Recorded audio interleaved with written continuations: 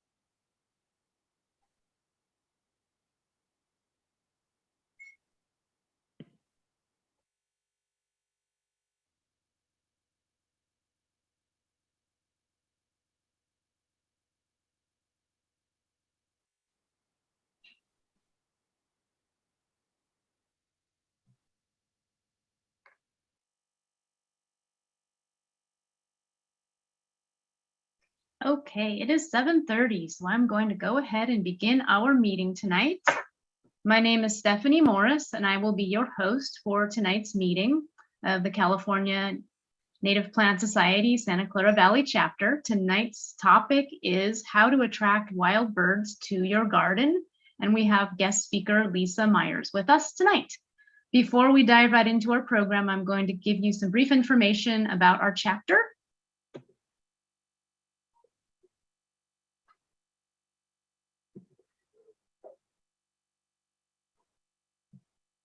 That is, if I can get my slides to advance. There we go.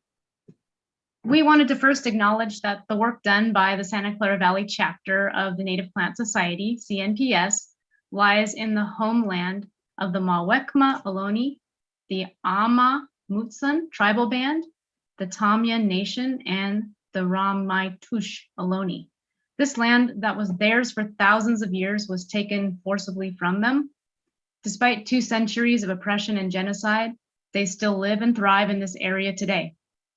We acknowledge and respect them for their land, stewardship, culture, language, and humanity. The Santa Clara Valley chapter of CNPS hopes to learn from them and support their work to restore traditional practices and heal from historical trauma. Welcome to tonight's talk. If this is your first talk, we would love to know how you found out about us and where you are located. So please feel free to type that in chat. For those of you on the YouTube channel, you can do the same thing. We have a team of us presenting tonight and helping to support this program. I will be your host tonight, and we have our speaker liaison, Arvind Kumar. We have a question and answer moderator, Madeline Morrow, and I will assist with YouTube moderation tonight. And then we also have Madeline on tech. CNPS is a nonprofit environmental organization that was founded in 1965. We have over 1,000 members in 35 different chapters. We're spread all over California and Baja California. And the Santa Clara Valley chapter covers the Santa Clara and the southern San Mateo counties. The CNPS mission is to save California's native plants and habitats by bringing together science, education, conservation, and gardening to power the native plant movement. And our website there on the slide is cnps-scv.org. We welcome your support of this movement to conserve California's native plant diversity. Membership benefits include journals such as the Artemisia and Flora, and a Blazing Star chapter newsletter, which shares all of our events for the month. And we have different members-only events and activities, and discounts are offered at local nurseries. To visit, you would visit cnps.org/join. We also have a nursery, and we have many members who work extremely hard all year round propagating plants. We now have our nursery available for online orders, and you can have plants delivered.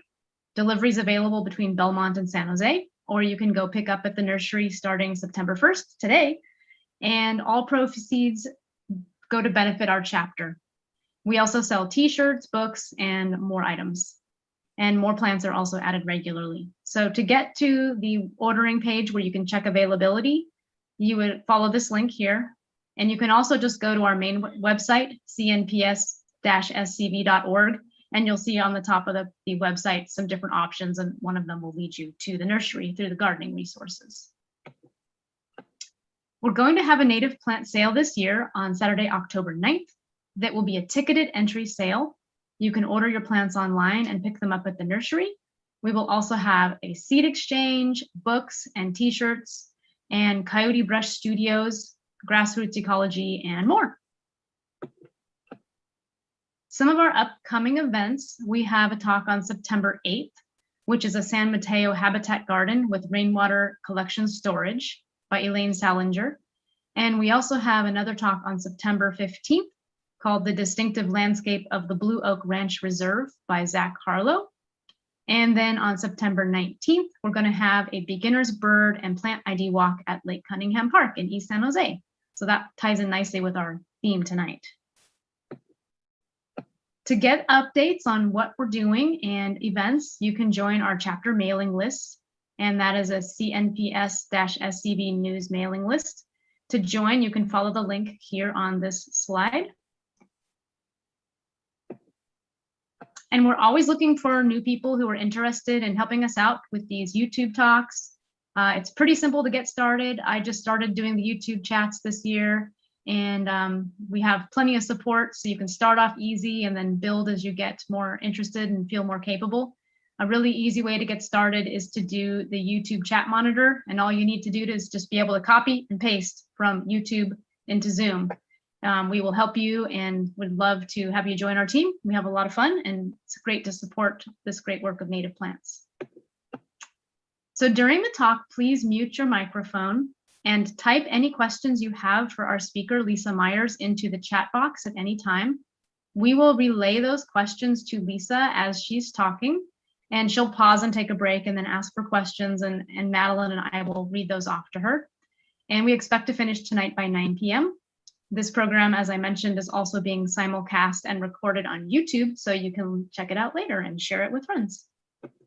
So now on to tonight's program. I wanted to briefly introduce Lisa. Her topic is birds tonight, and birds have evolved to live in specific habitats and eat specific food items, from seeds and nectar to bugs and mammals. We will talk about what people can do to attract more birds to their gardens, and how to provide the ideal environment for their wild birds to thrive. A native plant garden is exactly what native birds would prefer. Lisa will talk about the different bird species that are most commonly found in our neighborhoods, the time of year we can expect them, and what resources are available to help you identify your birds. Lisa took her passion from bird watching and created Let's Go Birding. Her business had her leading bird tours and teaching birding classes throughout the Bay Area and beyond for decades. She also owns the Los Gatos Birdwatcher, where she and her staff answer customer questions about the birds in their gardens and how to best attract them. So I'm going to turn it over to Lisa. Stop sharing this slide here, and then Lisa can share her slides. Okay. So does that mean I'm on? Yes, you can push the share screen button and bring up your slides. Thank you. Okay. Hi, everybody. Thank you for the intro, and I just got to learn a lot about your chapter also. And I took wildflower classes and native birding classes in the past, but I have to say I don't know all my California native plants. I'm talking to you all tonight as a birder, and how you guys can take your knowledge of the plants that will grow well for you, and how what you do in your own garden will attract more birds to your garden. So I'll be talking from that aspect of it. And so that's me. I was already on the screen there. That's a picture taken out in the field when I was leading a birding trip, and a cute little bird, Buick's Wren photo from one of my local, all the pictures are local Stephanie, photographers. your slides aren't showing yet. Really? Yeah, so hit the share screen button and then share from your computer. It wasn't showing anything for me. Okay. I thought we had this all taken care of. Well, we stopped when we put up our CNPS slides. We temporarily took over your share and now you can reshare. Okay. So now.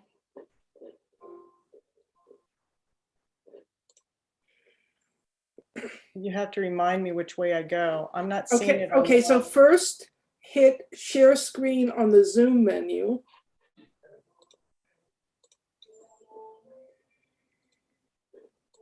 Then select the window that has your slides in it.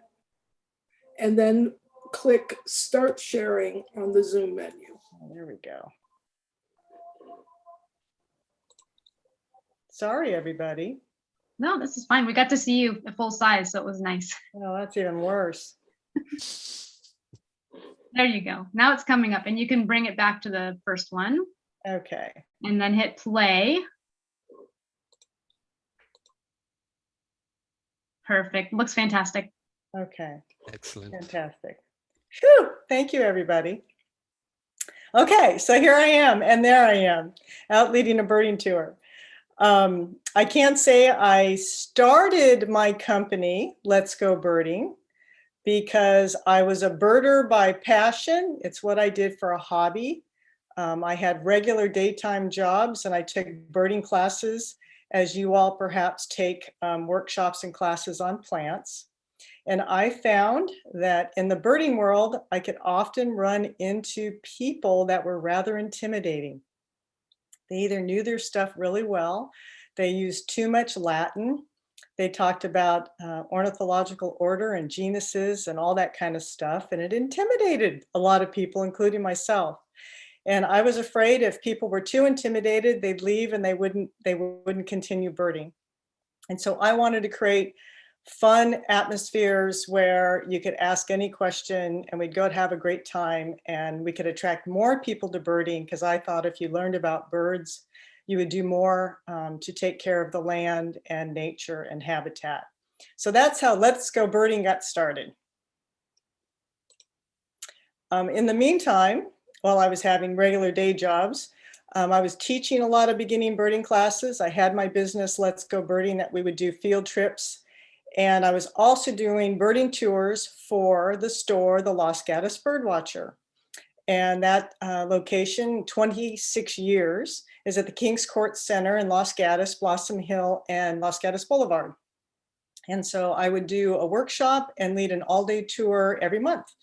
So we would go anywhere from Point Reyes to Big Sur to see the condors, and we'd go in the Central Valley to see the wintering waterfowl, and all sorts of fantastic habitat right here in the San Francisco Bay Area. I realized there might be people on the call tonight that are from Humboldt County down to San Diego, since we're talking about California, what a diverse state we live in. And so that diversity also shows through when it comes to birds. So I would do tours all over the place. And then eventually the owner of the Los Gatos Birdwatcher wanted to retire, Freddie and John Howell, and she asked if I'd like to buy the store, and I did. So that was 6 years ago, unbelievable. And the mission of the store is right there for you: to educate, share adventures, and have fun through the love and experience of birds and nature. So in one respect, we almost function like a nonprofit, because we spend a lot of time teaching people and helping people and raising money. But we also are retail, so it's not a bad thing. We also help people with bird baths, bird feeders, bird seed, and also gift items. People come in and get gifts for their loved ones and such. So it's a happening place. And because we sell bird seed, we were allowed to stay open during the pandemic. We were considered essential, which was mind-boggling in itself. And so we've been doing very well all year long, helping people, especially because everybody's been home working from their houses, and they're seeing more birds than they'd ever seen before. because they were always in cubicles or, working really hard in their office desks and offices. We've met a lot of new people. And so working from home has actually helped the bird world. The Let's Go Birding aspect, like I said, of the business is out in the field, just lots and lots of classes, whether we're learning about ducks or we're learning about eagles and hawks, shorebirds, whatever it is, a lot of education going on is what we do. It's obviously been changed because we can't go out in groups anymore with everything happening with COVID. But we're still, educating. I do workshops in the back of the store, outside in the parking lot, 6 feet apart, and that works out really well. So we still get to do it. Let's see here. Okay. Another aspect of me, I did put in a California native garden in the front of our house 10 years ago. And I used Alan Hackler of Bay Maples of San Jose. The picture there, he's standing in front of our yard, like I said, 10, 11 years ago. It was a younger man, great guy. My yard does not look like that anymore. We already had a redwood tree, a toyon, and oak trees in the yard. And then everything else he pulled out and replanted. And so I was doing what I could to get California natives in my own yard, even though I didn't know what all the plants were. And he's still out there. You can Google Bay Maples or Alan Hackler, and he's doing all sorts of wonderful things for California native and trying to use minimal water and all sorts of ways to capture water and use it in your garden. And so that little creek bed that you see on our front yard there is actually, it started at the downspout from the roof. And so when it rained, that would fill up with water as it came right off the roof. And what you don't see to the right of Alan where he's standing is a huge redwood tree. Very so big. Lisa, the slide we can see is titled Let's Go Birding. Did you advance the slide? No, Oh, I should be seeing, what do you see now? It's still at Let's Go Birding. It didn't change. So now I changed it and I'm looking at Alan. Oh, it says my screen sharing is paused. Oh, how weird. Is that you or me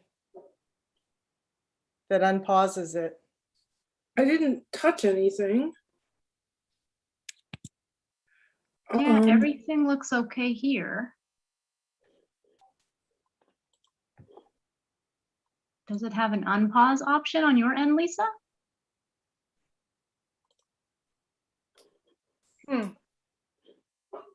So a suggestion is Zoom does this sometimes, just stop sharing and share again.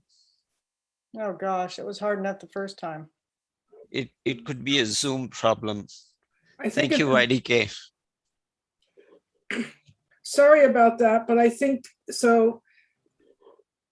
Yeah. This is the slide we were looking at. Okay, you see that now? Yeah, but it didn't advance to the Can next you one. see that one? Did it advance now? Yes, now we can. Okay, I'll just manually advance it if that works. Let's try and see if it works now, since you went in and out. I mean, it might work.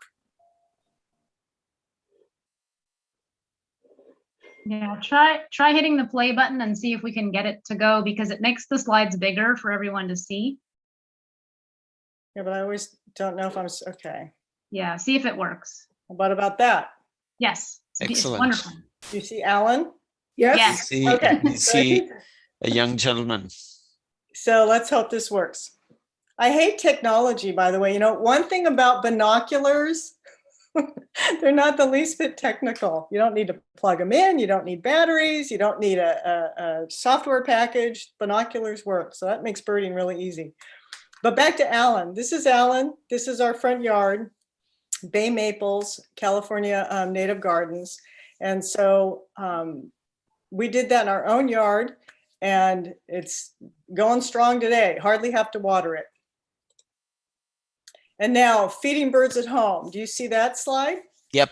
Okay.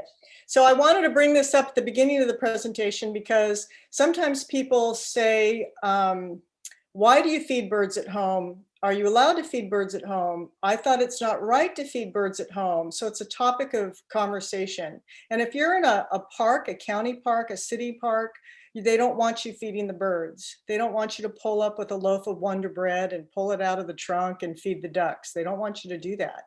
And if you're at Yellowstone, you know, they don't want you to feed buffalo or bear or geese. You know, they don't want you to do that.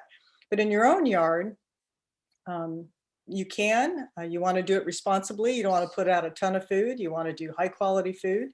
And even the Cornell Lab of Ornithology has a whole program on backyard bird feeding, whereas you feed birds in your yard and then you get to report back to Cornell what you're seeing. And then that gives them tracking all over North America on what birds are coming to yards and what kind of populations they're having. So that's the whole take on, can you feed birds or can't you feed birds? And I have to say, I used a lot of information from Cornell in this site. They're a fantastic resource. And so the agenda for today, as we know, is what you need to do to attract birds in your garden. And so I chopped it up into 4 main areas: and habitat, food, water, and shelter. And these are all the same things you need to think about when you're picking out garden plants also. So an overall picture here, I thought this was a great picture of Coyote Valley. It's space that's been protected or trying to be protected more and more here in South Santa Clara County. And this one picture that I did take off the internet shows you such a diversity of habitat from the oak woodland hill on the other side there on the backdrop. Then you come down the hill and you see water. There's a reservoir there. And then you come toward us and you have to go through a meadow. And then you come up the side right toward the front here where the California poppies are, and you see the rocks.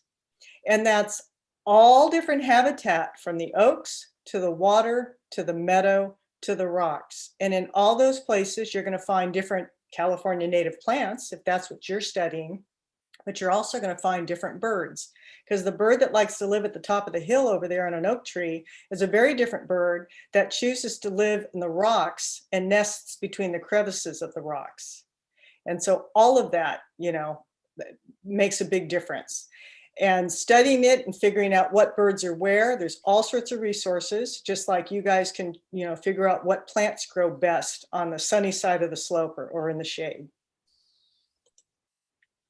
And then using the word habitat, you know, it includes everything. We just talked about the habitats just visible, the diversity of habitats in that one slide. Well, habitat also includes something from, you know, land to the sea.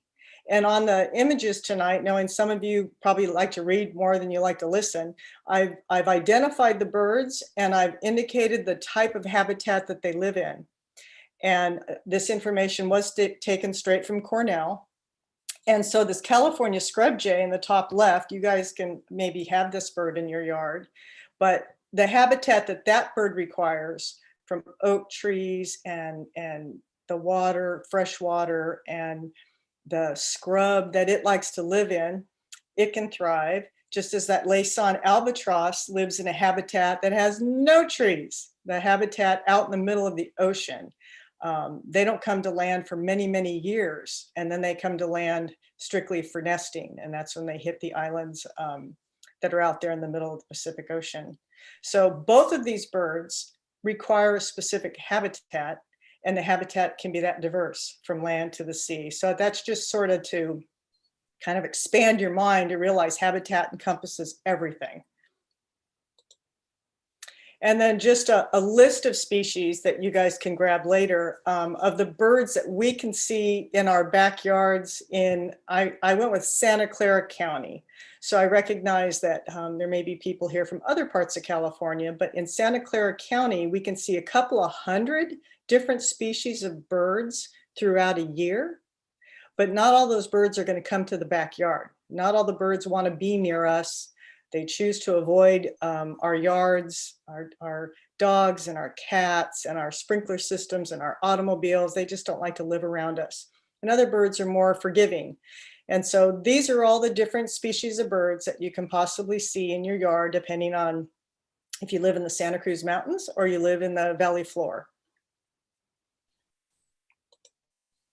And so I ended up, how do you take this topic? I think that was the most difficult part of thinking how I would present to you guys. How do you take this topic that's so diverse on what birds can come to the yard? And really, I kind of just wanted you all to think about what you could do to your yards to make your yards more bird friendly.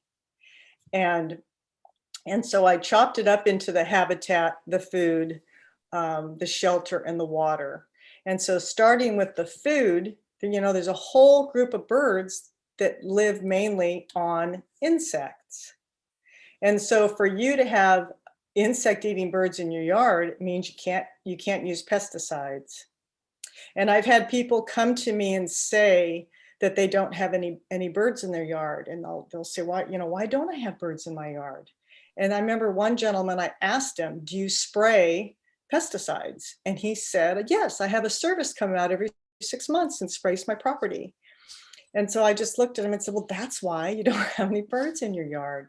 And so I think that's a interesting concept that I've had to learn owning the store, is how little, some stuff seems very common sense, but people still don't connect the dots as much as we want them all to connect the dots. And so if you're spraying for pesticides, you're killing the bugs, and there's nothing for the birds to eat, and so you don't have birds. So here's an oak tit mouse. It's a common little bird in our yards, very well camouflaged, and it'll go ahead and get all sorts of bugs out of the trees. They'll look underneath the leaf, on trees, all sorts of places that bugs want to hide. The birds know, and the birds know to go look in those places. Another great insect, and by the way, that oak titmouse is here all year long. And you can find different literature that'll tell you for Santa Clara County when the birds come and when the birds go. We have cute little pamphlets at the store that are available also. So that's an easy thing, just like plants, when they come up and when they, when you can find them and when you can't in the surrounding areas. But here's another insect eater, the hermit thrush. This particular bird loves to be in the shadows, hidden. A lot of times you don't even know you have them in your yard because they are so behind the scenes, shy little bird. They love the dense understory, as we've written here. And thus they're also looking for the bugs that they can find on the ground. And so if you have a gardener coming in every week and raking the leaves and blowing all the litter away and having it hauled off in their truck, you're taking away a huge resource for wild birds. There is so much to be found in the dirt between the leaves that have fallen off the tree, and for the birds that, the bugs that thrive on that habitat right there that hermit thrush is standing on. And so leaving, and if you think all that leaf litter is too messy for your garden, we suggest that you at least make a pile somewhere in the garden. Maybe there's an area behind a hedge that nobody will see, and go ahead and just let it be full of leaves that fall off the trees, and the birds will go and they'll dig through there. And speaking of digging, this is another bird that loves to dig. It's also a shy bird, spotted towhee. They don't like to be seen. They're hidden away, but you can often find out that they're in the area that you're at if you're on a hike. Some people actually do get them in their yards if they live in the foot of the Santa Cruz Mountains, because you can hear them if you can't see them, because you can hear them digging. They're digging through the leaf litter looking for bugs. And so that's one of the best. In fact, I had a customer on one of my bird walks recently, and she made the comment that sweeping away the leaf litter is worse in a garden than almost anything she can think of when it comes to taking away resources for birds. And then dark-eyed junco. On some of these slides, I'm putting insect eater plus, because the birds don't just usually eat one item. And this is a good example here. This is a dark-eyed junco that eats a lot of seeds, but it also eats insects. And the birds will change what they eat during different times of the year, depending on their needs. And so if this bird is feeding young, it's going to eat more high protein, high fat food than the time of year it's not feeding young. So they're smart enough to change their diet depending on what their needs are. But same thing, this junco is in the sparrow family, and it's walking around on the ground and it's looking for bugs. It's kicking through and finding sleeping bugs during the day and all that, you know, good stuff. So you can't ever take for granted what they can find in your yard. And the Buick's wren we saw earlier on the first slide, here's one. Again, this bird was actually in a city park, and he was digging around in the understory. There was nobody in that city park raking those leaves under these trees, and that bird was down there looking for bugs. And Buick's wrens will also be in your backyard, and you can find them going around the nooks and crannies of your houses looking for spiders and any bugs that it can find within our own backyard garden furniture and stuff. They're very cute that way. And then a few more. This is different than the other birds in the respect that the northern flicker that's on the left slide there, it's actually a woodpecker. And woodpeckers like to climb up and down the trees looking for the bugs that are burrowing into the bark of your tree. But northern flickers actually go down onto the ground and look for insects and ants and bugs that are in the dirt. So it's an interesting woodpecker, and that it's actually kind of a dirt pecker. It's down there rummaging on the ground, and their plumage of brown makes them very camouflaged on the ground, so they don't easily get discovered. And then the black phoebe, the flycatcher, it's a flycatcher, a very common backyard bird. We can see them almost any walk out in the open spaces and in our neighborhoods, and it grabs bugs right out of the air. And so it's going to grab mosquitoes, it's going to grab whatever it can to sustain itself and the young that it would be feeding during the breeding season. So two very different groups of birds, the flycatcher on the right and a woodpecker on the left, but they both thrive as long as they can get bugs. If there's no bugs, they aren't going to thrive. I don't know if you all remember a few months ago, there was a huge die-off of birds coming through, migrating south, coming through the center part of our nation. And people didn't know exactly what was happening, and birds were being found dead on the ground. And the reports came in later that there had been a really early frost and snow. In fact, my friend was talking about snow on I forget when it was, Memorial Weekend, something. And everything, her tomatoes all froze under the snow. She shouldn't have had snow. And what they discovered was the snow came at a really weird time. It was an unusual cold spell. All the bugs died. And when the birds were migrating, they didn't have enough fuel. There were no bugs for them to eat. And so it was a bad consequence of weather and insects, but it greatly impacted what was happening with the migration. So the same thing happens in our yards. So very easy connection there if you just let the bugs happen. This is another thing, is people always want to have beautiful birds. They say we don't have beautiful birds here in North America. Well, we do. There's just not as many as if you were in Ecuador. But the Townsend's warbler is a bird that is normally in the higher parts of the trees, way up. We call them neck breakers, or warbler neck, when you're looking for the warblers. They're up at the top of the trees getting bugs. And so these little guys, we don't see them too often down on the lower parts of our yards, but they'll come through. They're beautiful. They're always a wonderful find. This is actually a female Townsend's warbler, and she's got herself a nice big bug. So lots of activity there. But the other thing too is, if you're not in your yard looking, now you guys are gardening a lot and digging and doing stuff, so you are outside.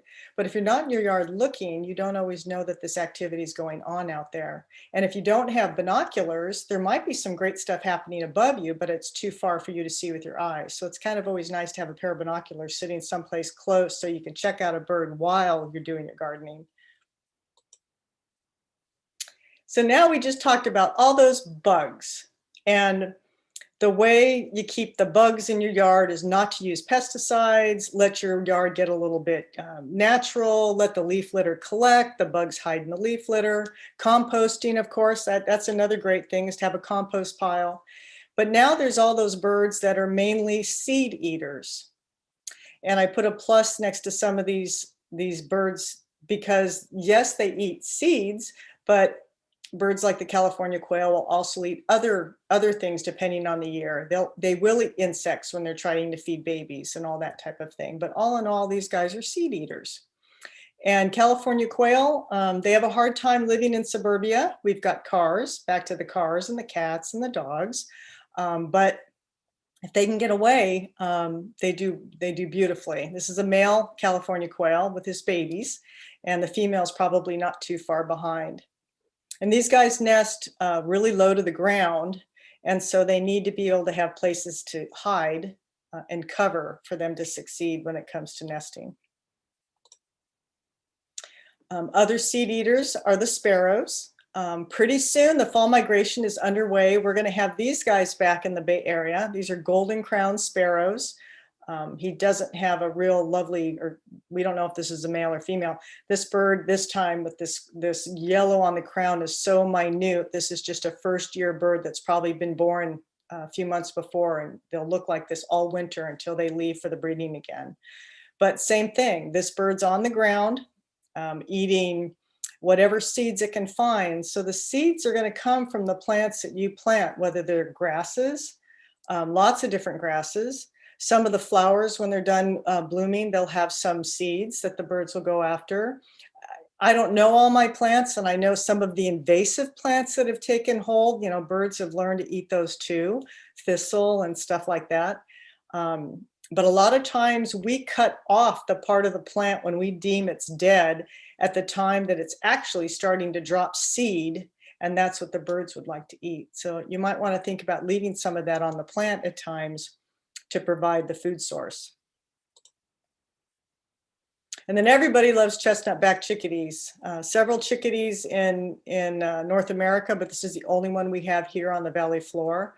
They also eat a lot of insects, but they'll also take advantage of seeds and seed pods. And you'll find them pulling stuff out of all the trees, and you can see it's even sitting on an oak tree in this picture.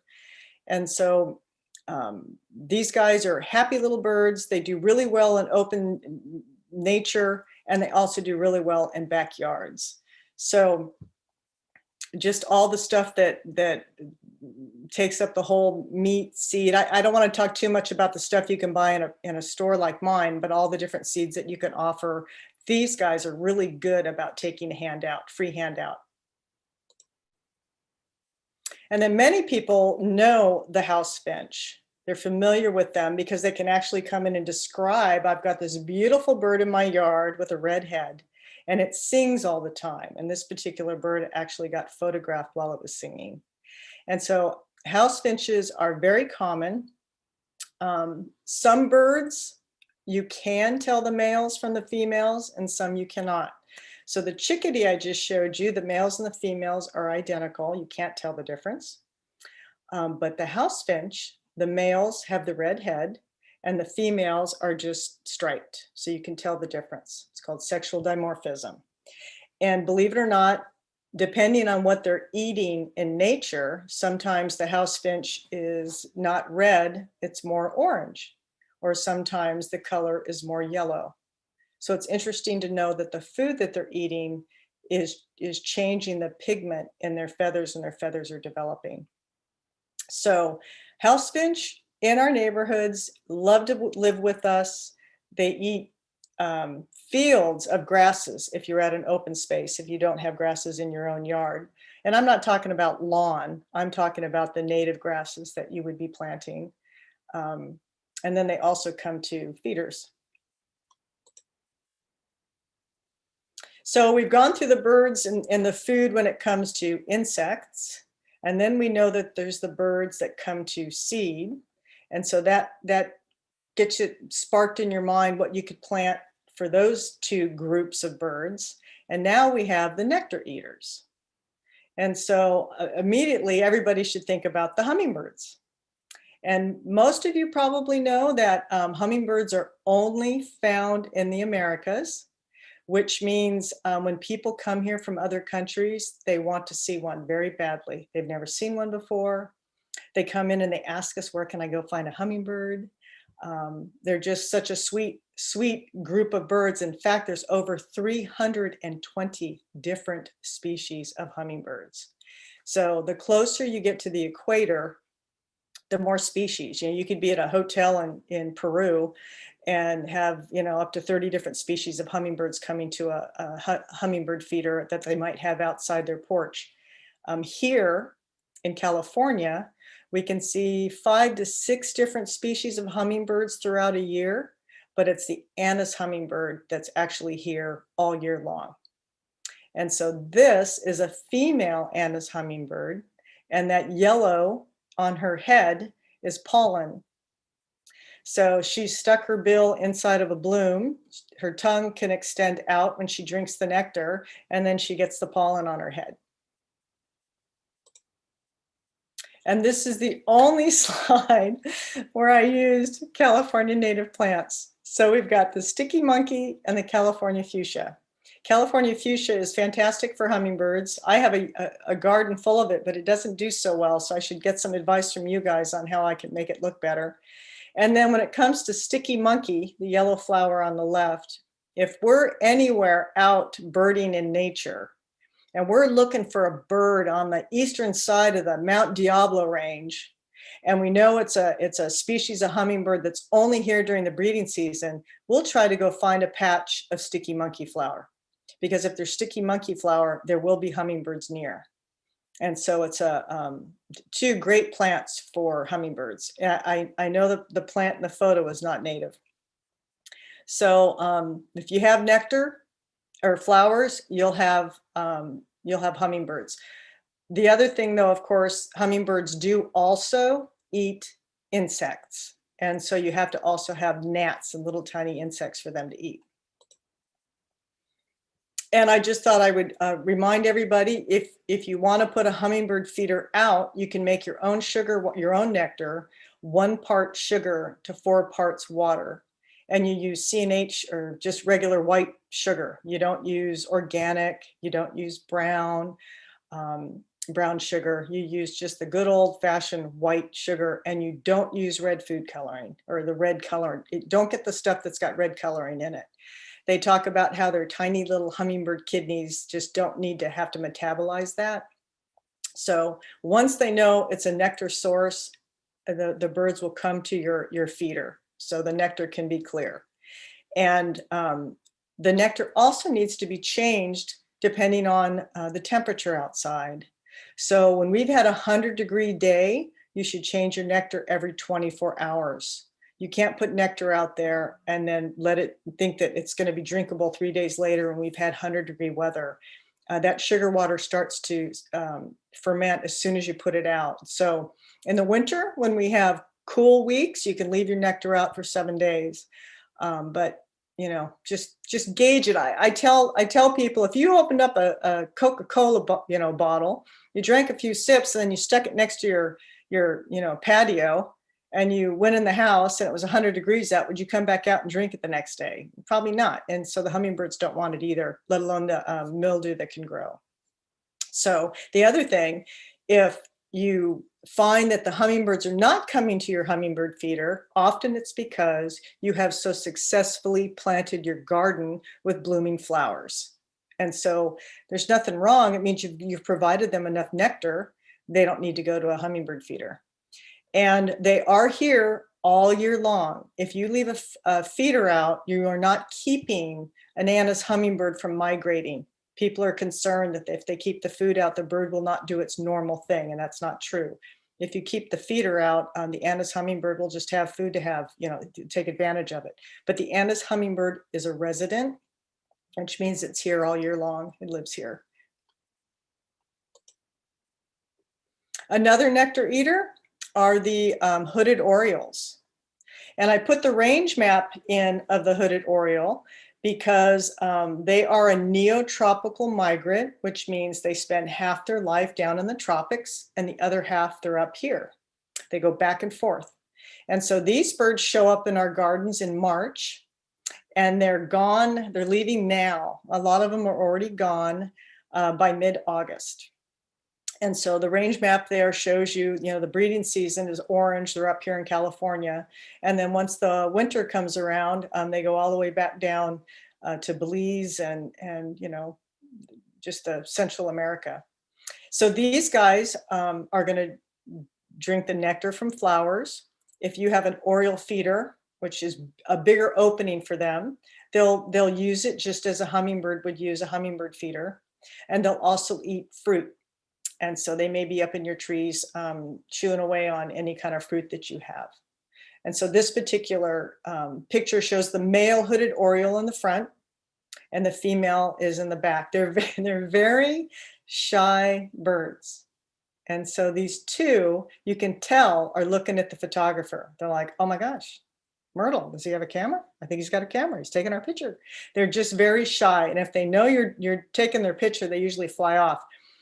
Tony Wu had a screen so that the birds couldn't quite see him. He was photographing through a dot in a screen that he put up. So a lot of people, they wish they had these particular Orioles in their yard. We get hooded here and another species, but it just depends on the habitat near you. They need palm trees to nest in. And so if you don't have palm trees near your house, you probably won't get a hooded Oriole. So we talked about seed eaters, insect eaters, and nectar eaters. And we have to remember there's the birds that eat fruit. And so this bird is called the Cedar Wax Wing. It's the most beautiful bird, but because of the muted tan in its plumage, they can easily just be not noticed at the top of a tree. But they're here. They're not here right now. They're up in the breeding season. They haven't gotten back yet. They're on their way back to California. And the range map there shows that they're in California in the non-breeding time of the year, which means they're here actually from about September all the way till June. Then they fly all the way back up to Alaska. They nest and then they come back. And like I said, they're a spectacular species to behold. But they eat a lot of fruit.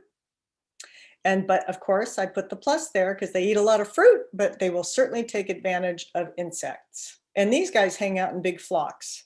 So if you see one, you usually see another 10, 12, 30, 40, or 50.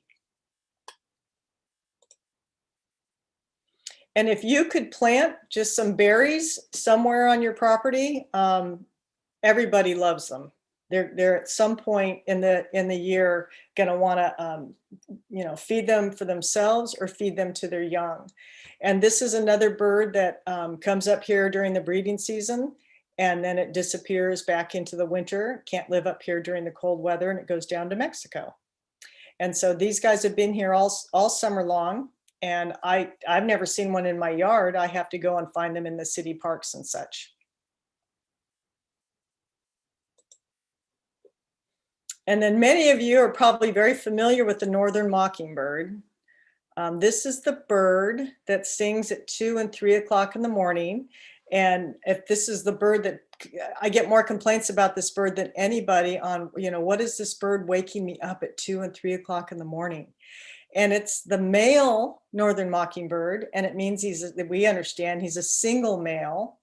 And he only does that during the breeding season when he's trying to attract a female, or he's defending territory. And that's one of the few birds that actually sings during the night here in North America. Owls, of course, will vocalize at night.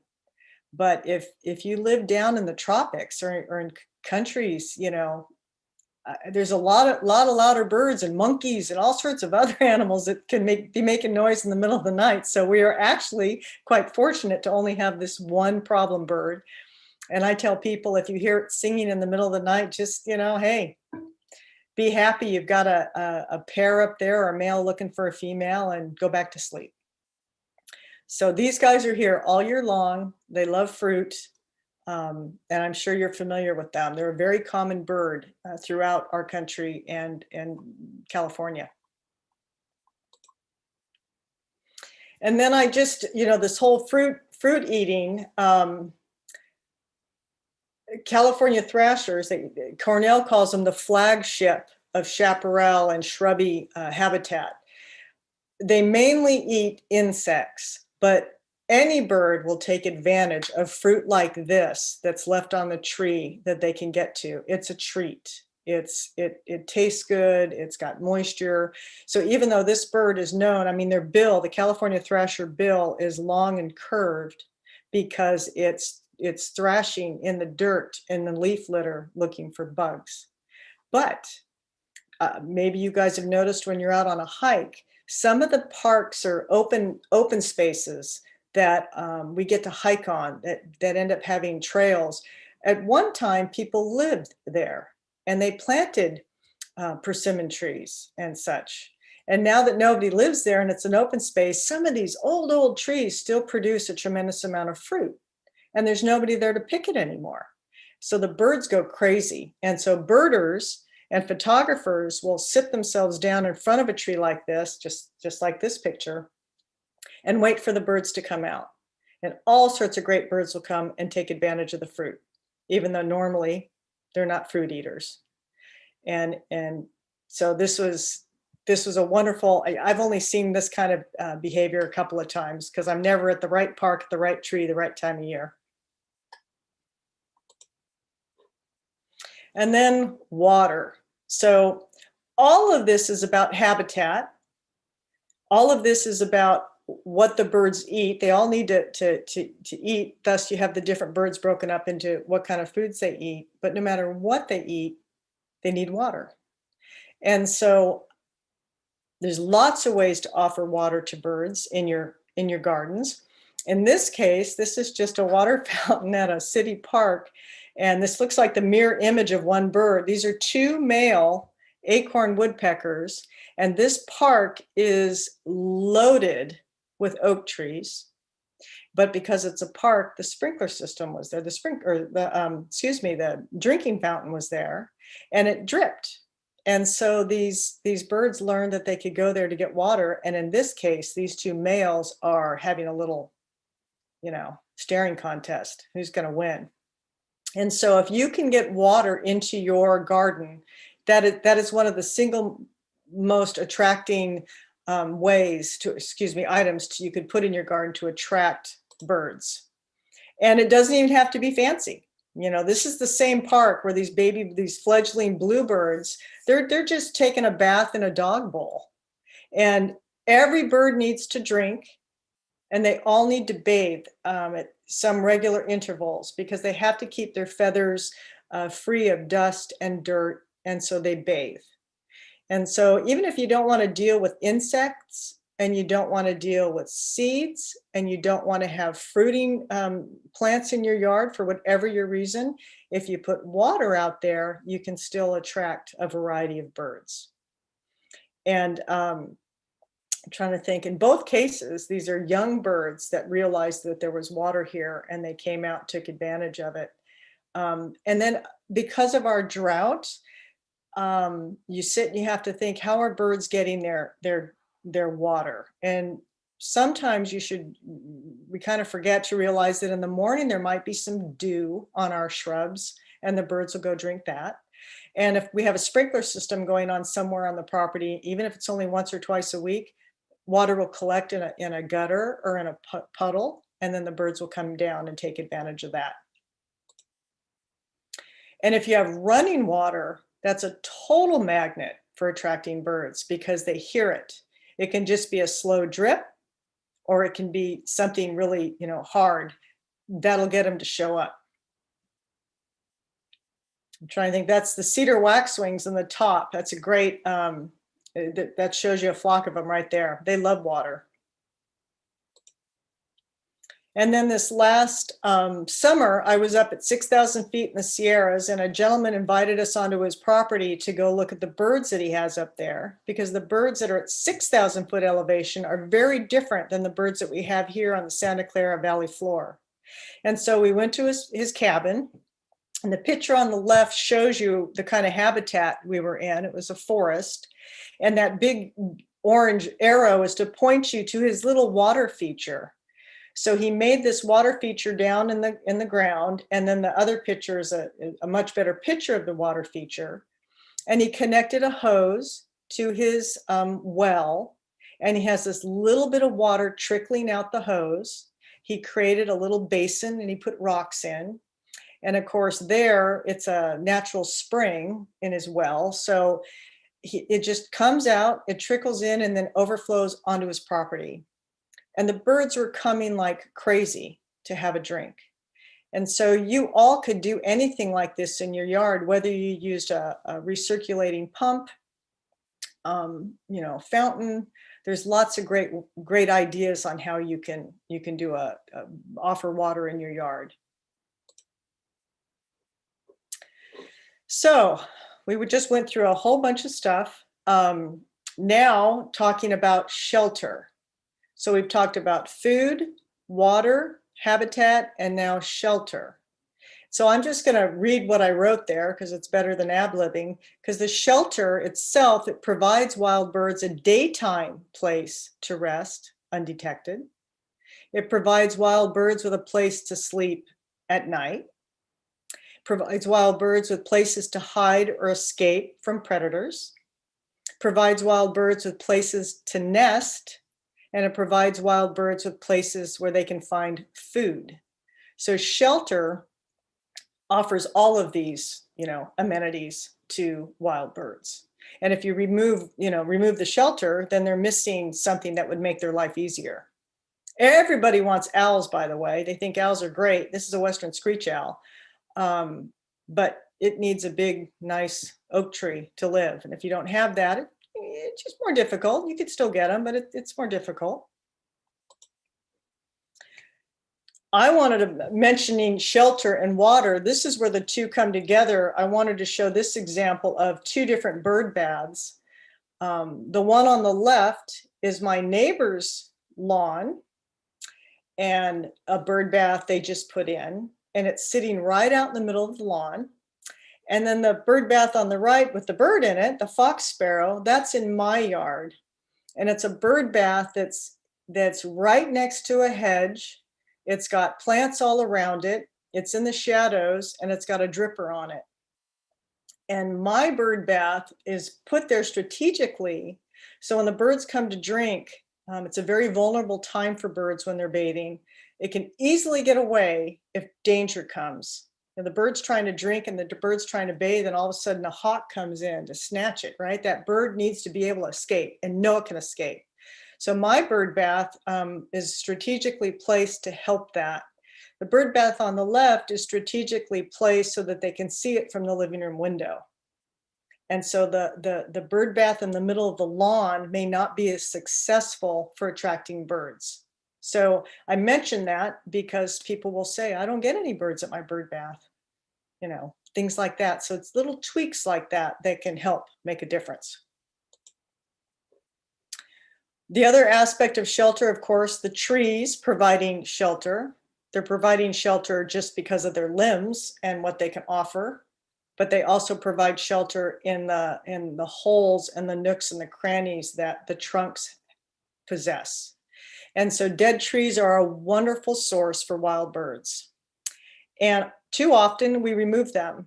We have them completely removed from our properties. So if you have the chance to leave part of a dead tree, we say get creative and do it. If you can cut part of it down so that it can't tip over and hurt anything, that remaining trunk can become a wonderful resource for birds to make a nest or birds to be able to go and get some insects. We live back up next to a park, and the trees have been slowly dying because of the pine beetle, I believe, the pine trees. And one tree died very quickly. And I'm telling you, the bird activity in that dead tree was unbelievable. But I'm a birder, so I could sit in my yard with a pair of binoculars and I could name 10, 12 different species of birds whipping around that tree throughout the day. And of course, the school came and that tree was removed within a week of it dying. And it doesn't occur to them that they removed a wonderful resource for the birds.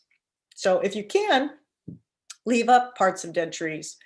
And here's two examples of two species of birds that do really well in nesting in dead snags and dead trees. And the Western bluebird population is doing really well. And part of it's because they do really well in our parks and suburbia and using any snag that they can find. And of course, the other aspect of the dead trees are the nesting. Here's two examples of Nuttall's woodpeckers.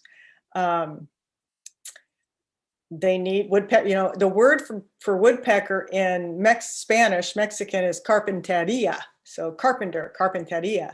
And they need cavities to reproduce. And so two different, very different species of trees here, but they both have nesting Nuttall's woodpeckers in them.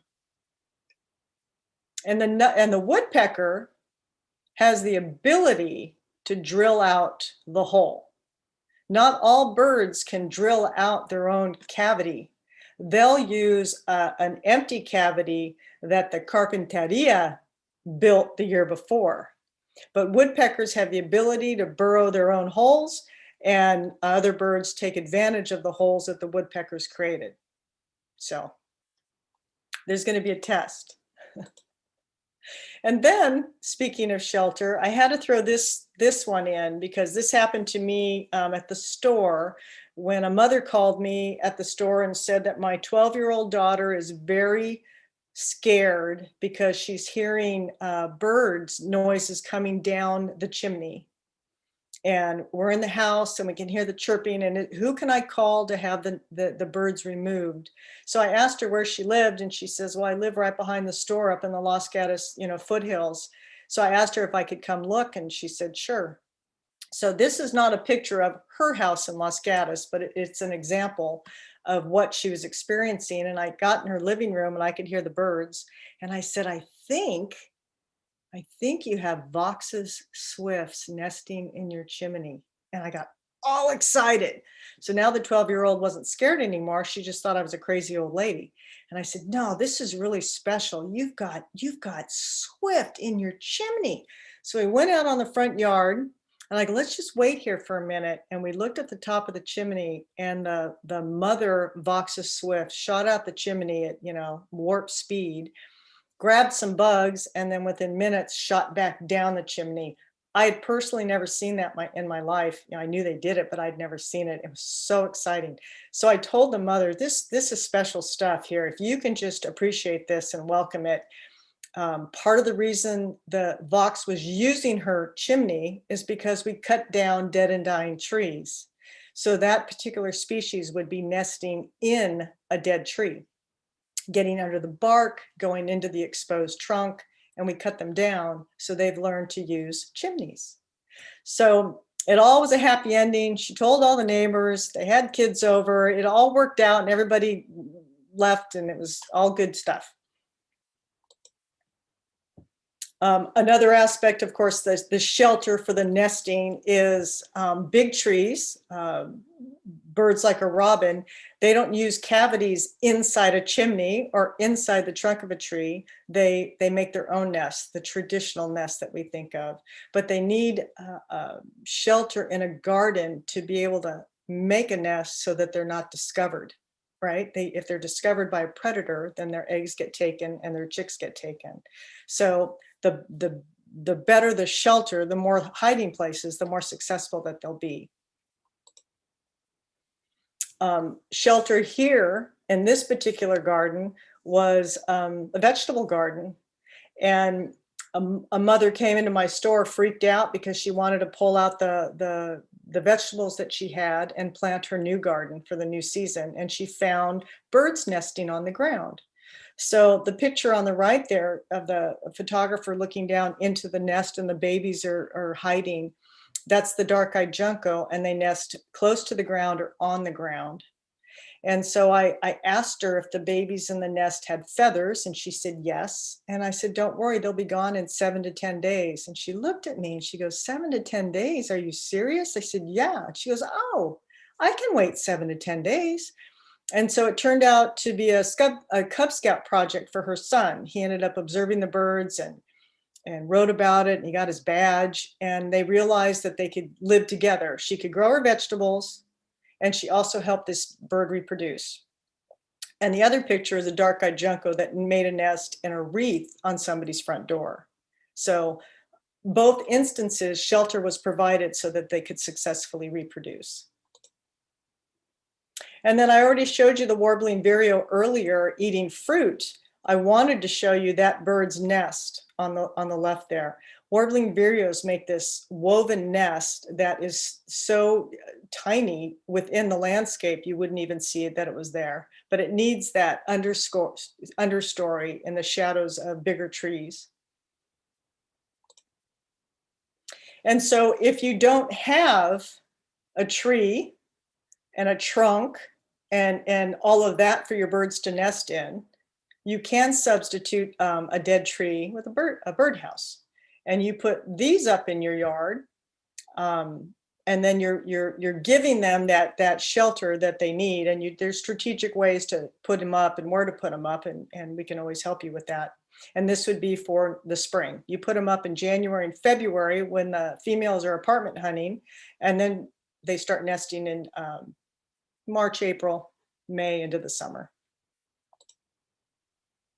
And here's an example, bluebirds. Western bluebirds are doing so well. They're coming back in wonderful numbers. People are getting them for the first time, and they readily use nest boxes, and they'll do more than one clutch in a season.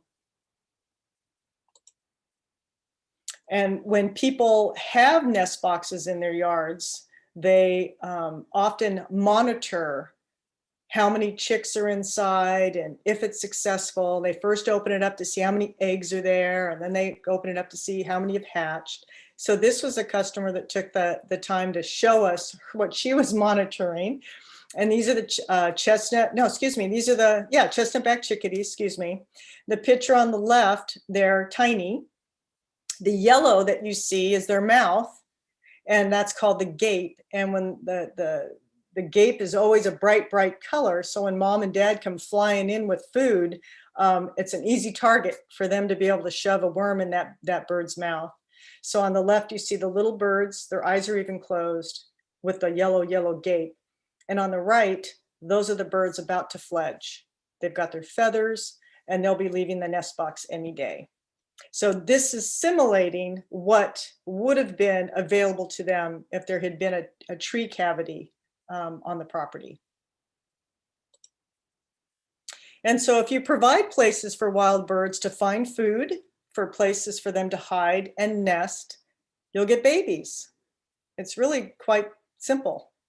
The bird on the left is that California thrasher. We saw it earlier eating the persimmon.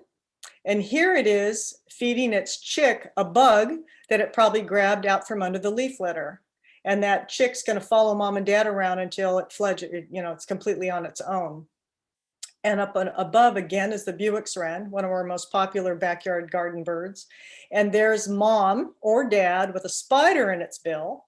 And the baby to the right, you can see the yellow tissue on the side of the bill, which is the gape. And it's still following mom and dad around while mom and dad feed it. And if you provide all those places we talked about, food and all of that, you're also providing places for birds to rest when they're in migration. And so right now, fall migrations has started, and you might find birds in your yard that are passing through.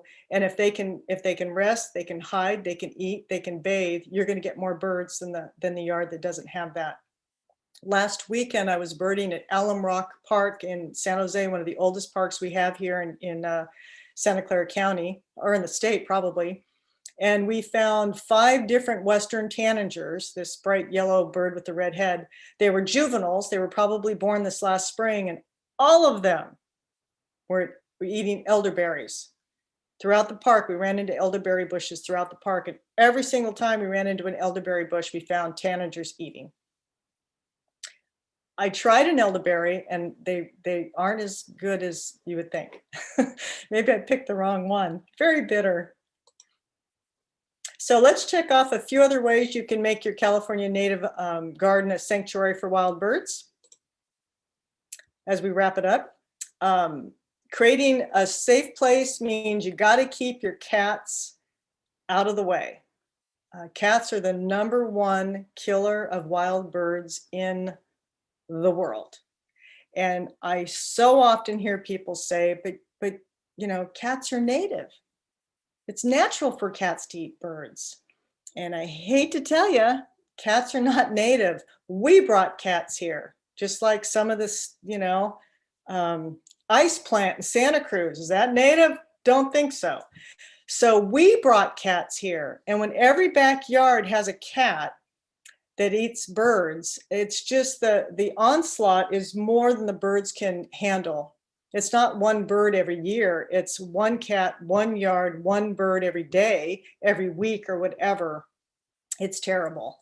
And so one of my missions is trying to get people to rethink that, let alone it's not healthy for the cat, right? The cats end up getting hit by cars, they get in cat fights, they get sick, they get, you know, all sorts of things.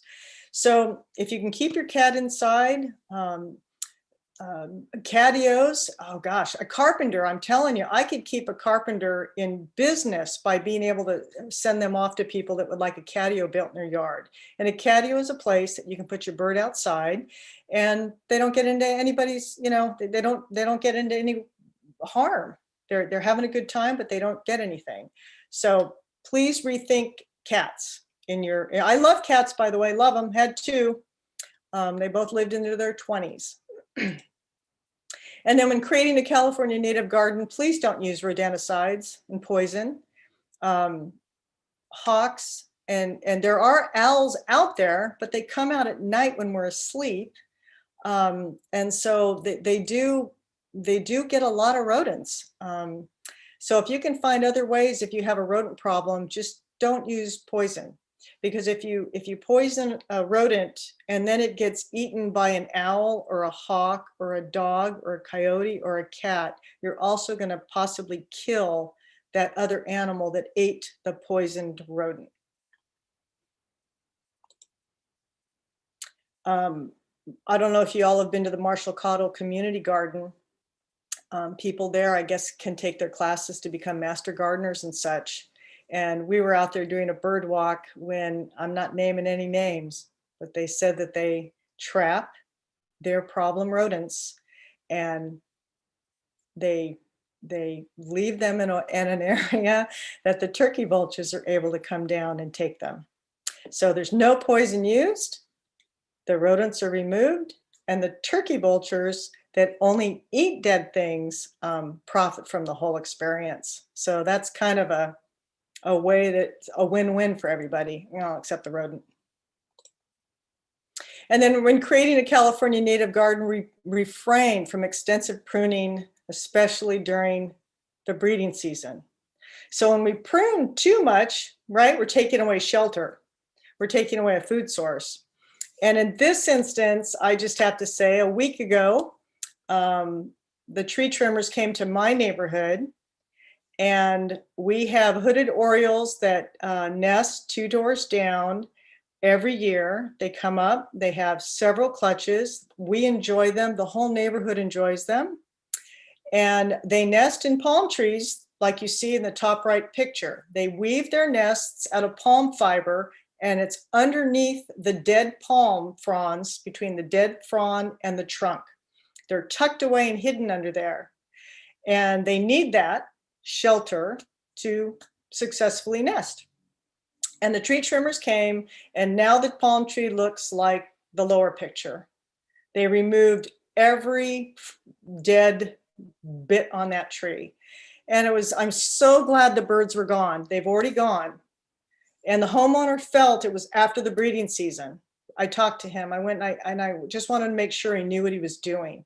And he said, yes, but the breeding season's over. And so now I don't know if that tree will be usable by the Orioles. I don't know if in 6 months there's going to be dead palm fronds. I also know it's not a native palm. These guys are expanding as landscape palms, but because they are being used, the hooded Orioles are going farther and farther and farther north now because they have places to nest. But here's an example that one tree trimmer has now removed the ability for these Orioles to nest. And then when creating a California native garden, please remember that there's tiny little nesters in your yard. People inadvertently trim away nests all the time.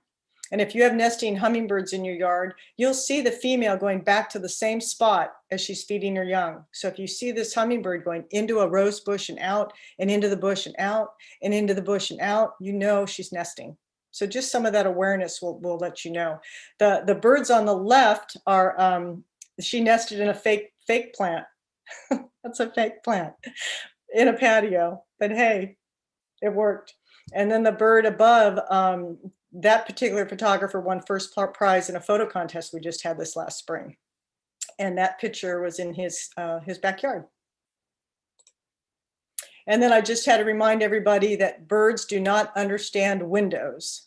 They hit the window because they just don't see it. They see the reflection of the garden or the reflection of the sky. And so if you have a chance to design your garden in such a way that the windows, you can use certain glass, or, you know, don't put mirrors in your garden. Some people put mirrors on their fence. I guess it's something, but you know, that's just not going to be good for a bird. So there's all sorts of different things you can do. There's a product that is a tape. Not everybody wants tape on their window. Pretty soon you don't even notice it, but the birds won't fly through that tape because it reminds them of spider webbing, and birds don't like to fly through spider webbing. They don't think they can make it through, so they don't. So windows, glass, this railing here on the left behind this bench, people are putting a lot of glass railings in their patios, and the birds can't see those, and it doesn't end well. This particular building, they completely covered all the windows with the tape to try to save birds from hitting. And they'll even cover buildings, skyscrapers, after the building was built. I say get the architects to design buildings that aren't just invisible to birds. There's ways to do it. And our own Santa Clara Valley Audubon Society has a whole section about trying to make the buildings safe. So just keep that in mind. We talk to people about this every single day in my shop. And then as I wrap it up, I just wanted to point out, I got to thinking, looking at everything I've told you, this is an aerial shot, if you don't get dizzy, of the four houses on my street here. I live in house number C, and we get the best birds in our property. And the Harris's sparrow there on the slide, that bird came to our yard, spent the entire winter in our yard. It arrived on December 4th and it left on April 26th. And that is a bird that normally winters in Texas and farther south and breeds in the Arctic Circle. And it showed up in my Campbell yard. And then the yellow-breasted chat is a bird that should not be going through Campbell. It also showed up in my yard. And when you look at house number A, and you guys are always thinking about this when you're planting California native plants, I mean, house number A is void of anything appealing to anything of nature. And house number B, it's just a lot of lawn. And then house number C is us. And I've got two huge oak trees, a redwood tree, an elm tree, and I do have a walnut, probably left over from orchard days, and a plum. And so if you're a bird flying over and you're tired and thirsty and you want a place to rest, you're going to land in my yard. I mean, just imagine flying over. And then the house number D, same thing. They've got one tree and lawn. And so just this alone is the reason why we get a lot of great birds. And I don't use pesticides and all that kind of stuff. And then a recap comparing two landscaping projects. The house on the bottom left, very contemporary. The house on the right, I took it off the internet. It is a California native plant example. The house on the left has nothing of fruiting, no food source, there's no seed, there's no leaf litter to dig in, there's no water, there's no shelter, there's nothing in that yard that a bird would benefit from. The California natives got everything a bird could benefit from. And so just the two, and I'm sure the person that lives in the house on the left thinks it's the cat's meow, but if you're trying to get birds in your yard, the house above is what's going to do it for you. And if you wanted to learn more about how to identify birds in your yard, you can get yourself a field guide. You can get yourself phone apps that you download. Classes are available, I'm sure, wherever you live in California or anywhere. There's local Audubon societies. Cornell does a lot of classes on site, or excuse me, online. And so it's out there, and be gentle with yourself. I meet wildflower people all the time, and they talk about in the spring when the wildflowers are coming up, they can't remember what they are because they haven't seen them for 6 months, and they have to remember and pull out their cheat sheets. And if you're all getting into birds for the first time, just be gentle. There's a lot of birds. There's almost 10,000 birds in the world, and they're in taxonomic order. They've got genuses and all that stuff, subgroups and all that. So just enjoy it, just like I said, be gentle with yourself. And that's it. And with our wonderful little Buick's Wren. And so I'm more than happy to take any questions. I obviously spoke a long time. Well, we have some questions. Oh, we do? Okay. So first off, one question is, did you design your yard for any specific birds based on the habitat or plants that you chose? I did not. I just wanted something that would require minimal water. And I just, in the winter, our yard comes alive with sparrows that come to the area, and it's half the yard. I won't even go out there at night. Between the skunks and the possum, I don't know what's out there. We have 2 dogs that won't go out to the back of the yard at night. So it's very, neglected. Sunset Magazine would not be happy with me, but it's wonderful for just any of the birds that come to town. So nothing specific. Well, obviously it is working. And I just did want to point out to people too, that if you want bugs in your yard, besides all the things that you said, is that the research shows that native plants attract a lot more bugs than exotic plants, which is one of the reasons to plant natives if you want birds. Well, and birds have evolved. Some birds have specifically evolved to live with certain plants. And so if you don't have those plants anymore, you're not going to have those birds anymore unless those birds have adapted to some other food source. And one question, we have some answers, but what is the best way to learn bird sounds, bird calls or songs that go with which birds? That never, ever was asked until everybody could download phone apps. And I say that meaning we've always appreciated a bird song, but we, as a birder, would always just go out and find the bird, and then you learn what their song is. Now everybody wants to know what the song is even before they really know the bird. So I tell people, you really learn all this stuff in the field. If you were sitting in your house listening to a birds on an app on your phone, it's really hard to retain that information when you do it that way. So I say go out in the field, and oftentimes you'll hear a song. You don't know what the bird is, but you hear the song and it gets your attention to where the bird is. Then just stare at the bird. Don't even look in a field guide or your cell phone, your app. Just look at the bird. Look at anything on that bird that'll help you remember it. And then write it down. And then when you're home that night, then you can listen to the call on your app and then just start connecting the dots. I mean, it reminds me of music. When I hear music, and I'm going to give my age away, but is that the Rolling Stones? Is that Led Zeppelin? Is that Aerosmith? Is that the Doors? You Steppenwolf. I think that's a Steppenwolf song. You have to remind yourself, and that just comes with time after you hear them enough. And if you just learn the birds in your own yard, that's a start, because once you go out into a park, there's that many more songs to have to learn. So the main song that's sung during the breeding season is usually a repeated song. And birds don't really sing unless it's in the breeding season. They're a lot less vocal. So I'd say just do one bird at a time. I know everybody wants an easier answer, but just one bird at a time. Okay. Now, this is a question, I think part of it's a typo, but I don't, somebody said, we have lots of those annoying spiral burrs.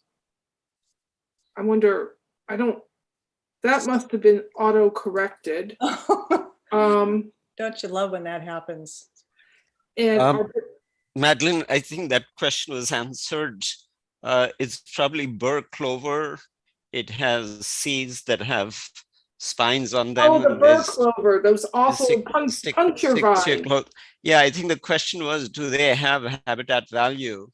And I don't know the book answer, but I can tell you from watching that weed grow in my garden, I've not really seen many birds use it as a food source.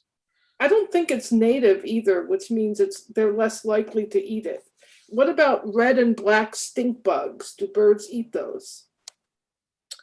You know, I don't know if they do. It seems that most birds would like to eat mainly the soft-bodied insects.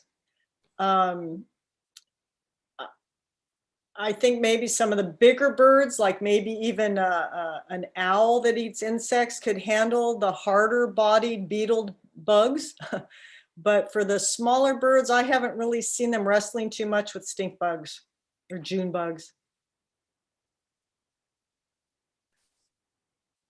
I think Doug Tallamy said that too. They go after the softer bodied ones first, because all that chitin on the beetles is hard for a lot of birds to digest. And someone recommended the Cornell Lab site for bird songs. They do bird songs. The Cornell Lab site has a link that's called All About Birds, All About Birds. And if you clicked in whatever bird you're interested in, they show you range maps, all the different songs. It's a wonderful resource. So here's another question about the finches, the house finches. So we heard about how the finches were suffering from some disease that affected their eyes. Is it still a problem? So there's a few things. In the winter, the pine siskins came down. It's a species of finch that doesn't normally come down to the valley floor on a regular basis. Some people in the Santa Cruz Mountains will get them throughout the year at higher elevations. And for the first time in like 6 years, they actually came down. We had them in our Campbell yard, down here on the valley floor. And they hang out in really, really, really big flocks. And when they're together in big flocks, they're also susceptible to salmonella. And so it's just like the little, here we are with COVID, the little kids in kindergarten, and they're all in the same classroom, and one little kid has a runny nose and the other kids can get a cold. And so with pine siskins, one has the salmonella, then they come to a bird feeder, and then they share the bird feeder or they share the bird bath, and then they make the other birds sick. And then the birds cannot recuperate from salmonella and they can die. So people were taking down their bird feeders this last winter because of that. That is pretty much past. Not that salmonella is not in the environment, all the time, but that awful thing that happens was a first time in years happened. And then there's other various diseases that birds can get. And I guess because we see them in our yards, if you're feeding them, they come together and they can pass it on. And so that can still happen. It just all depends. The best thing you need to do is keep your bird feeders clean. We actually have a bird feeder cleaning service at the store. We clean feeders for free. I have a guy that works 2 days a week for me, keeping feeders clean for our customers. And they come in, and these feeders are disgusting at times. You wouldn't eat off of them, and we shouldn't really have our birds eating off of them. So any kind of disease can be passed if you have a dirty environment. And so part of a backyard is keeping everything clean. So to answer the question right now, the salmonella outbreak is not really bad. Birds get other things, and every blue moon, a sick bird shows up in a yard. It's going to happen, but there's nothing, there's no huge thing happening right now. Thank you.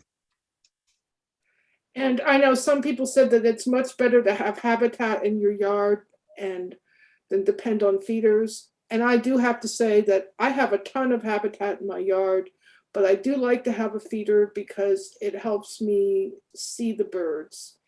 And I actually never knew that I had woodpeckers in my yard till I put up a suet feeder.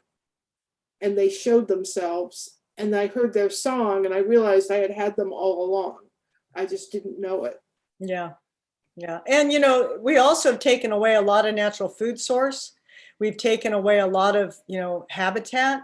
And so putting up a feeder is just, the thought is you're helping these birds since we've taken so much away from them too. And Stephanie posted a link to an article on our website about native plants that provide berries. And in terms of attracting cedar wax wings, I've seen them on my toyon. Somebody else says twinberry attracts them. And we also have a link on the website about native plants that attract hummingbirds. And I get tons of mockingbirds on my elderberry. And I don't know, elderberry grows gangbusters in my yard. Oh, wow. And Arvin answered my question about Orioles. What did they nest in before we planted palm trees? And he said they've moved up. They're not originally native here. They've been moving north as people plant palm trees. Correct.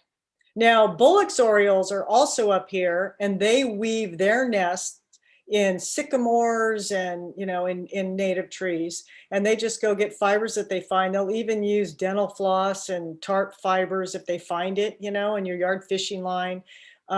But they also weave a nest, but they were here and they use other materials to weave their nests. Thank So if you. you live near a creek and there's lots of sycamores, you might see them. Mm-hmm. So big question, how do you prevent mosquitoes from breeding in water feeders? I know one time I put in a small pond, and I was told by vector control that if the water moves for at least part of the day, like if you have a pump on a timer, that will work. Or you can put in goldfish or mosquito fish to eat the larva. Yeah.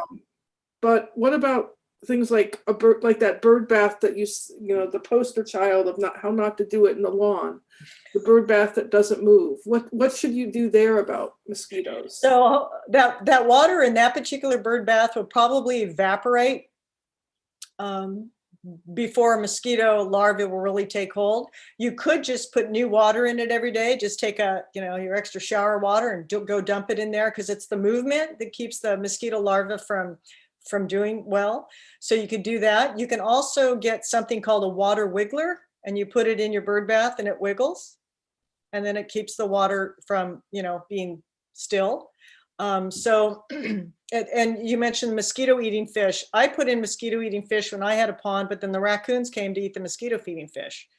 And then it was us against the raccoons, these 25-cent fish. And it was, sitting out at night trying to make sure they didn't eat our $2.75 worth of fish. It was just a hoot.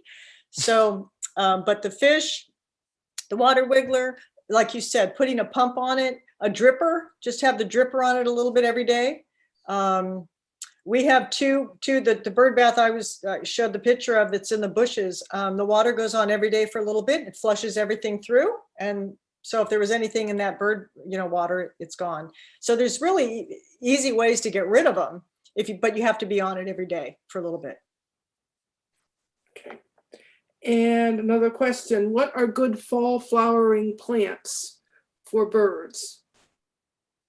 So since I'm not a plant person, that's what I said at the beginning. You guys know what plants do well in the fall, and if it's a native plant and it provides everything I mentioned, the birds should come. So if I can chime in, California fuchsia has been mentioned before. Sometimes it will flower late into September and October, depending on the year. Also, in early fall, instead of flowers, you have a lot of berry producing plants. So if those are if those are ripening, they can provide food for birds. I'm thinking of toyon. And then in late fall, the manzanitas start blooming, and they're great for hummingbirds. So there's a variety of native plants that you could be planting to provide food for birds in fall and late fall. Yes, and I know it's 9 o'clock. We have a few more questions. I was wondering if you have time to answer some more questions, Lisa, or should we? Oh wrap yeah, up? the hard part's over. Okay. So in terms of fall plants, I also, if you have a really hot, dry place in your yard, there's a Southern California plant called Nevins Barberry. And right now, my Nevins Barberry is totally covered with berries, and birds really like those. It's there's a number of native barberries. There's some that do better in shady, moist places, and this is one that will do well with a really hot, dry place. So the native barberries are also attractive to birds. So a question about light pollution.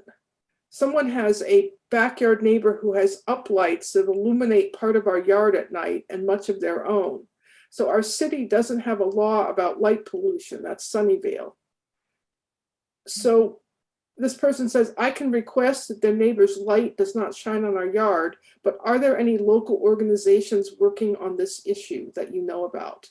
So I don't know off the top of my head, but I know Santa Clara Valley Audubon, my local Audubon Society, they've got, wonderful committees that are always trying to do the right thing for the birds, from the windows to how architect is happening. So I'm guessing they may have something to say about lights. And Stephanie put in a link to darksky.org as well. Yeah. And again, a lot of times people just don't know. I'm sorry that architects, it doesn't occur to them, and light designers, it doesn't occur to them. They just don't know. I wish there was an overall education for them. And I do want to point out about our native elderberry that some people have digestive issues if you don't cook them, so it's better to cook them. And they actually make great jelly or syrup, but they have to be the blue elderberry, Sambucus canadensis.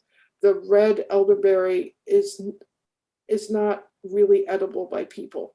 So check your species before you eat them. I just had the one. That's Sambucus caerulea. Okay, I guess it's been changing its name from time to time. Wow. Okay, sorry. Sambucus nigra caerulea used to be Mexicana, but they changed the name. Okay.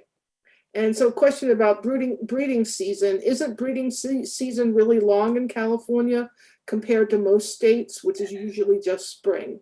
Yeah, no, that's a good point. Anna's hummingbirds, if they can find a good spot and they can find food, they actually start nesting sometimes in December.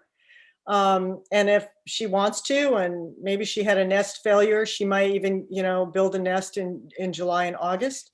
The Santa Clara Valley Audubon Society actually has a book that they put together called the Breeding Bird Atlas. And so it tells you all the species that nest in Santa Clara County and when they were first seen to be nesting and as late to when they were nesting. It's fabulous data.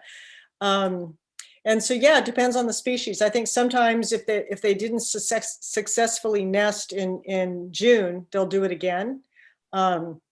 And so, yeah, because we do have such a mild year here, and then some start later.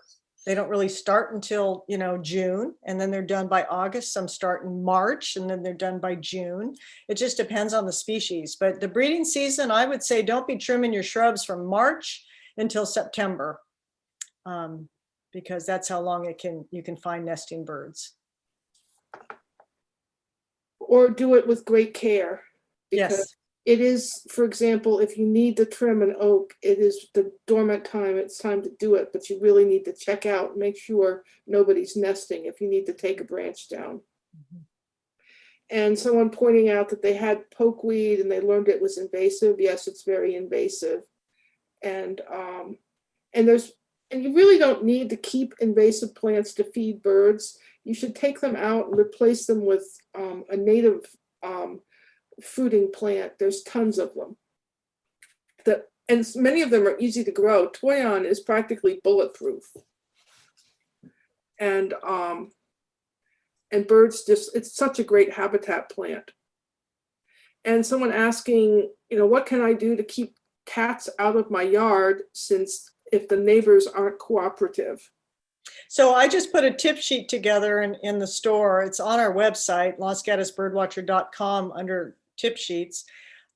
We actually did a questionnaire in the newsletter asking customers, what do they do to keep the neighbors' cats out of the yard? And I'm walking a real thin line as a store owner when I do that, because all the people that, feed cats down at the park, it's a very controversial subject. So when the cats are in your own yard, I find the whole thing confusing, because the neighbor's dog is not allowed to play in my yard, but the neighbor's cat's allowed to play in my yard. And so there's lots of different tips that we came up with. But one I thought was very interesting was go just get yourself some good old white vinegar, put it in a super soaker, and spray the heck out of the cat with white vinegar. And it doesn't harm the cat, but the cat's going to want to lick that vinegar off, and it's going to hopefully be such an unpleasant experience, it won't come back. So I thought, and then a lot of people will go to the neighbors and say, can you just please leave your cat outside of my yard? And of course, the neighbor will say, it's a free roaming cat. What do you want me to do? One person that didn't care about the neighbors, he would trap the cat and take it down to the Humane Society, and they would have to call the owner, and the owner would have to go down and pick it up. And with enough inconvenience, that was the way that person did it. In my yard, we had a feral cat situation in my neighborhood, and I was putting little fences, little tiny garden fences along our walkways. And I have a big dog fencing around a platform in my yard. So I put seed on the platform, and then the fencing goes around the fencing just slows down the cat. So if a cat was hiding in the bush, it can't go straight out and get the bird. It has to jump over the fence, which gives it enough that split second that the cat can get away. And so it's just decorative metal garden fencing that we put in strategic places. Another thing you could do is clip your rose clippings and put them down underneath your bird bath, let's say, so the cats can't hide under the bird bath. Just put something out like that. Of course, yelling at the cat, and then the cat just doesn't like to be in the yard. So there's just things like that. It's a very difficult subject. I know it's hard to control, but we used to have cats wandering around, and then we've started, getting a lot of coyotes in my neighborhood, and people lose their pets, and you know what? They're keeping their cats in now. Yes. So coyotes have done a great service to the birds in my neighborhood. Bird world, I know. Well, and if you love your cat, don't get mad at the coyote. Just keep your cat inside. I mean, so people are, that's the word. Keep your cats and small dogs. Don't let your dog sit out front all night. Okay, and someone asked a question about ground cayenne pepper. I was using that on my bird seed for a while to try and discourage squirrels. Birds cannot taste cayenne. They don't have receptors for capsaicin, so it's perfectly harmless to them. It just gives them extra vitamin C. So cayenne pepper will not harm birds, but unfortunately the squirrels learned to tolerate it. So I got the torpedo thing to protect my bird feeder from the squirrels, which they haven't managed to figure out. Good. So someone said, is it safe to feed hummingbirds again? I guess this is about the salmonella. Yeah, we never heard of any birds getting salmonella. I mean, if you're keeping if you cleaned your hummingbird feeder every time you put the new sugar water in it, there should have been no reason that a hummingbird would get sick. So yes, it's perfectly fine right now.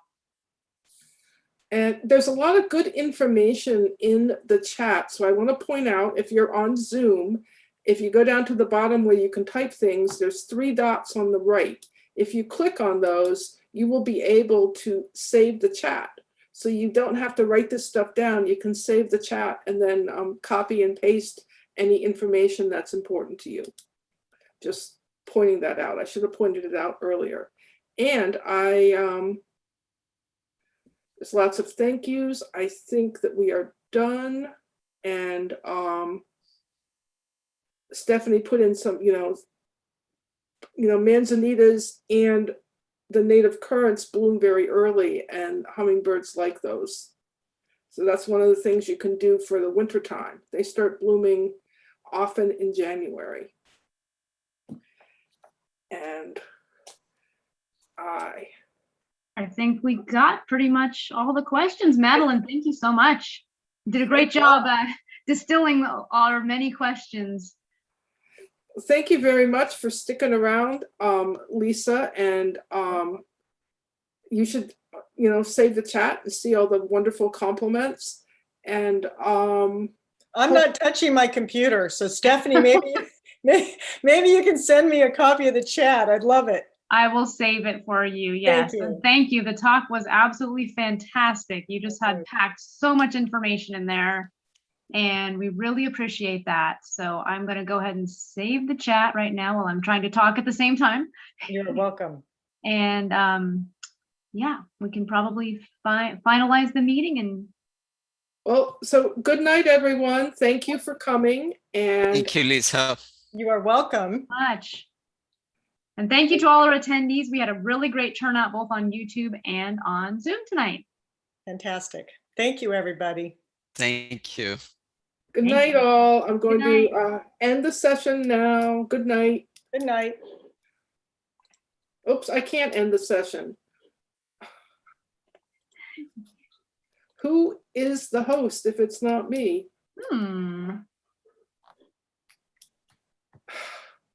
Let me try. I'm leaving. Sorry, Okay, I'm good ending the night. session now. Go. Good night.